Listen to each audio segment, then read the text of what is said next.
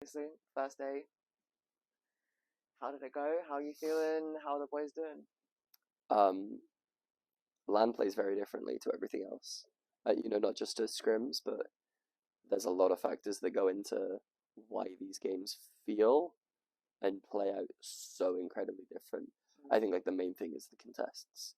Like one contest ruins 7 people's games, and it's like that's awesome. And then those 7 people ruin everyone else's games. Contests suck, but we played really default. We played Crypto, Valk, Watson first couple games because it's like that comp can't do anything wrong. It doesn't do much, but it's like it's sturdy.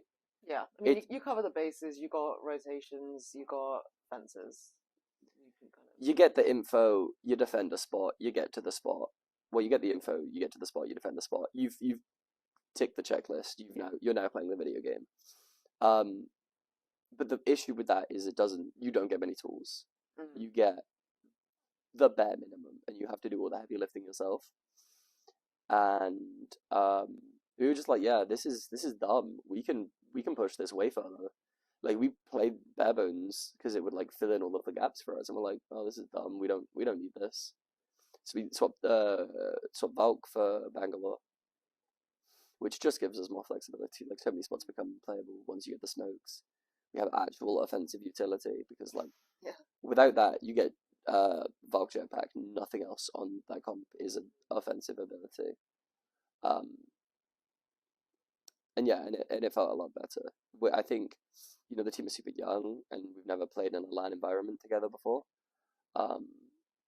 But yeah, games didn't go like they could have gone a lot better. But it's kind of tradition for good teams to struggle on day one of LAN. So like, if you did well today, I don't know what that says about you. Oof.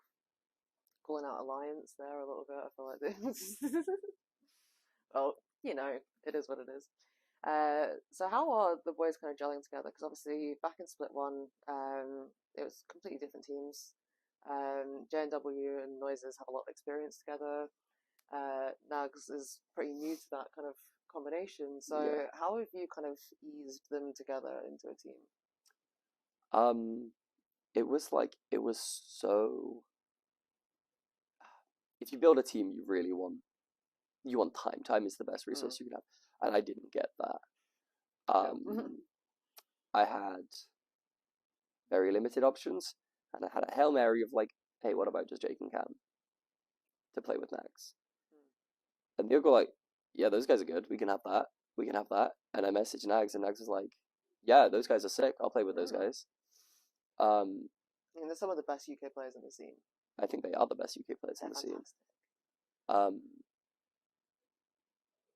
And yeah, it was like, because it's a very new environment for Nags. Like Nags has only ever been on like very dysfunctional teams, and we are the opposite of that. Like me and Cam particularly are like the most boring people in Apex.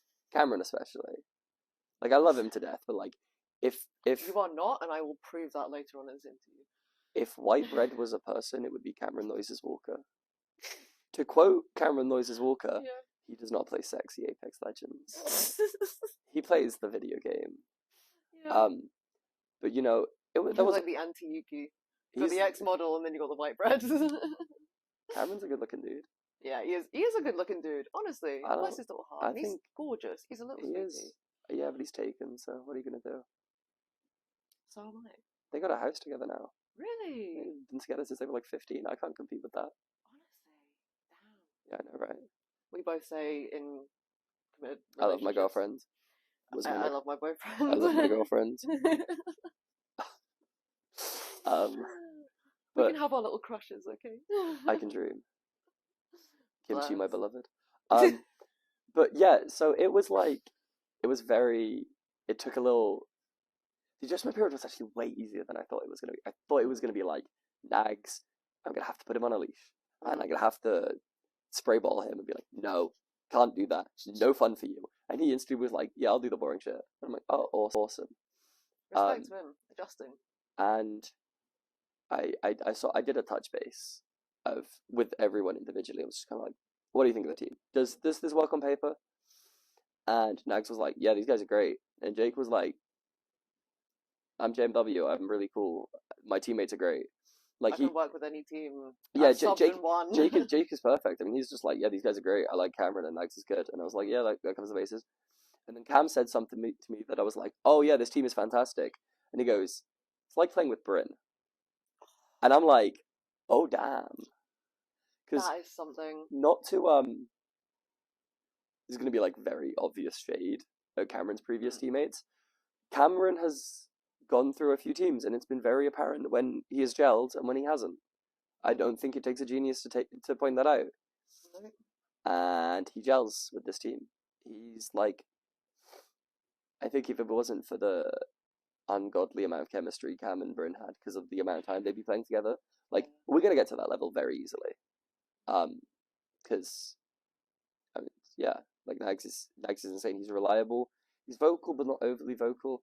He really understands when to shut up. But he also understands that that's not all the time.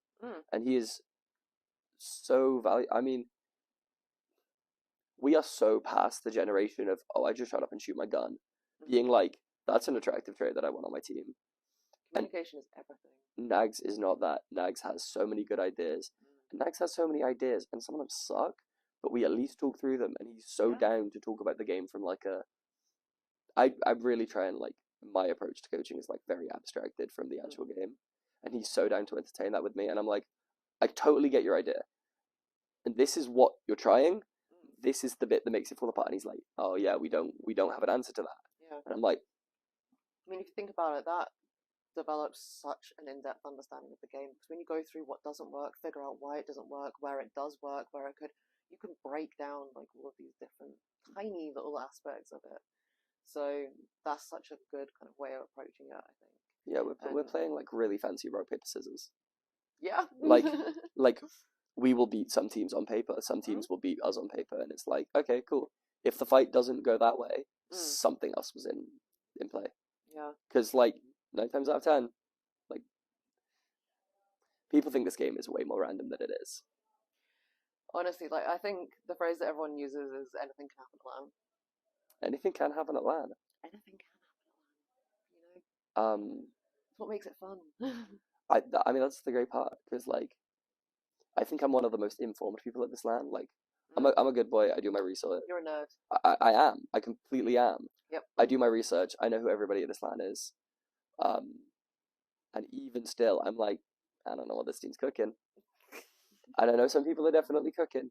And you know, I can smell it. I can smell it wafting out the kitchen. Like we're gonna get caught off guard by some stuff. We're gonna catch some people off guard. Like I don't particularly like the format of ALGS, but because of how sparse the important events are and how highly concentrated they are, you pull out all the stops for these, and then you spend 6 months prepping for the next one, and you do it again. And we've got the fun 3 days where we pull out all the stops. Hell yeah.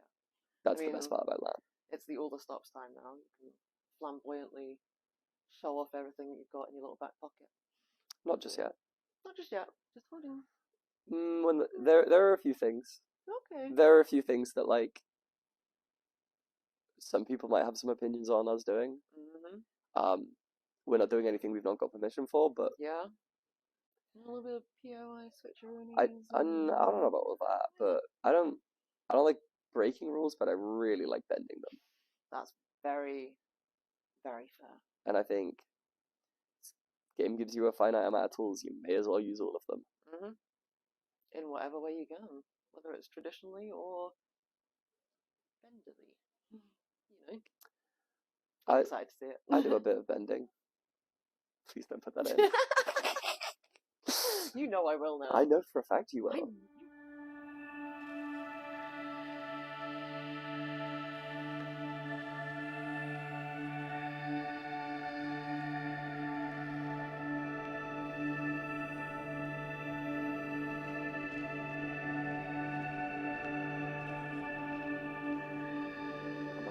I have a story I might get in trouble for.